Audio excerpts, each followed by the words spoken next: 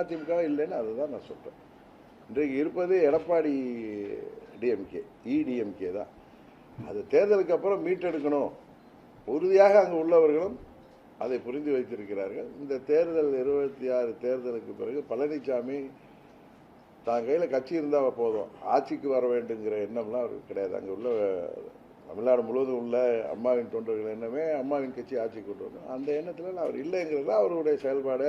அண்ணன் ஓபிஎஸ்ஸை வெளியேற்றுறது, அவர் காலம் கடந்து விட்டது, அவர் பார்ட்டி ஆஃபீஸை உடைச்சார், அதெல்லாம் ஒன்றும் கிடையாது. இவர் சட்டத்திட்டத்தையே காலி பண்ணிட்டாரு. அவர் திரு பன்னீர்செல்வம் அவர்கள் அங்கே போனப்போ அவர் தடுத்து நிறுத்துறப்போ யாரோ அவர்களே கூட செய்திருக்கலாம்.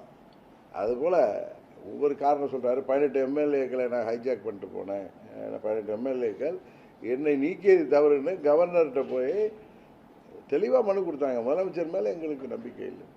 இன்னும் சொல்லப்போனால் பழனிசாமி மீது திமுக நம்பிக்கையில்லா தீர்மானம் கொண்டு போய் எதிர்த்து வாக்களித்தவர், அதாவது பழனிசாமிக்கு ஆதரவாக வாக்களித்தவர்கள், அது அவங்க தான் போய் அதை கவர்னர்கிட்ட முன்வைத்தாங்களே தவிர அவர் எல்லாம் போய் சொல்லி எப்படியாவது அந்த பதவியை தக்க வச்சுன்னு நினைக்கிறாங்க. அங்கே உள்ளவர்கள் இன்னும் எப்படி தூக்கத்திலே இருந்தாங்கன்னா இந்த முறையும் அவர்களுக்கு உறுதியாக 21 தேர்தலில் அவர்கள் என்ன நிலை அடைந்தார்களோ அதை விட மோசமான நிலை தான் இந்த முறை வருங்கிறது உண்மை.